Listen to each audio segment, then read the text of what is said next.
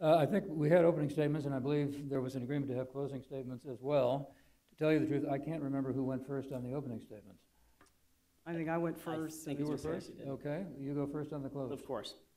Well, thank you, folks, for joining us. I hope that you've gotten something productive out of the very robust discussion. This has been a lot of fun for me, and I think that this kind of dialogue is absolutely necessary as we move toward the election on November 6th.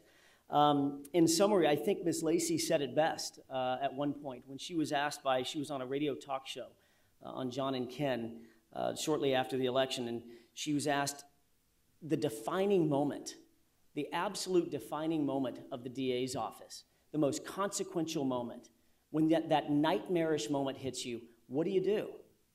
And without pause and without hesitation, Ms. Lacey said, I'd call Alan Jackson.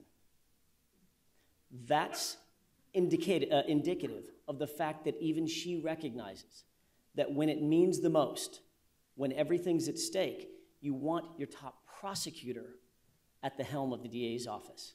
Not an administrator, not a manager or a bureaucrat, but the top prosecutor. I'm an 18-year veteran of the district attorney's office.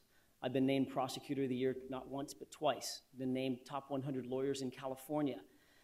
I've been recognized for my innovative ideas about how to modernize the district attorney's office, and I've personally educated an enormous percentage of the district attorneys who populate our office currently. Folks, I know how to lead this office from the front and by example. I know how to lead in the most challenging times, times that are going to be facing law enforcement in the next few months and few years. This is the time for someone with a steel spine. This is the time for someone who's not going to shy away from an enormous challenge, which we're going to be facing. I'm Alan Jackson, and I want to be the district attorney for Los Angeles for the next 4 years because the chief prosecutor, or as the chief prosecutor, I will give you my promise.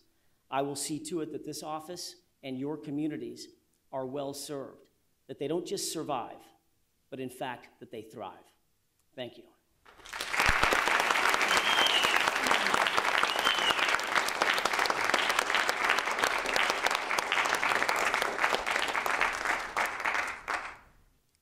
I have seen this phenomena over and over again. I was an Alan Jackson when I was a trial prosecutor, and I thought I knew what it took to run this office. And then I hit the fire a decade ago and became a leader in this office and realized that it wasn't just a spokesperson in front of a microphone, that there were tough decisions to be made in the back room, that you needed to figure out how to inspire lawyers like Alan Jackson and keep them following along in the same path, that you needed to figure out how to feed egos and how to inspire those who are underproductive. For the last decade, I have been on the front lines of leading this office. I have helped create tools which have made justice better. I have addressed something that Alan Jackson has not even mentioned, recidivism rates. The crime rates are lower. But what about the recidivism rates? 70% of the people coming out of prison reoffend. Can we really slap ourselves on the back as law enforcement executives and say we've got a success with that? No. We have got to take a step back and look at the big picture. I am endorsed by the Los Angeles Times. I am endorsed by Steve Cooley, by Kamala Harris, by several leaders in this community, by Sheriff Baca. I am endorsed by labor. I'm endorsed by many leaders in this office who understand. I'm endorsed by the LA County Police Chiefs. And that's because those in leadership positions understand what it takes. They understand that while you may be a good technician on the front lines, it takes a special person to lead an army of people. Now, I'm going to let the quote go that Jackson said. What I said was, if you need a trial lawyer, who do you call? And he knows that.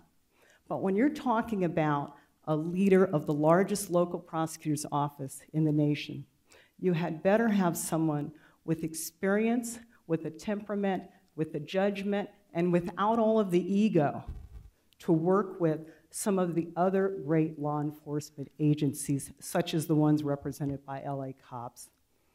I am that leader, and I've gotten here the hard way, not by any special privileges. I've worked my butt off, and I'm ready to work my butt off as your next district attorney.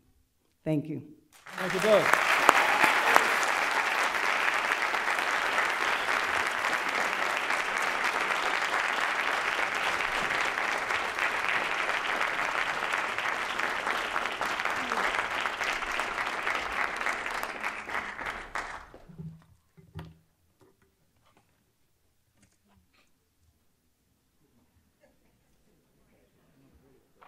Oh, really? Okay. Yeah.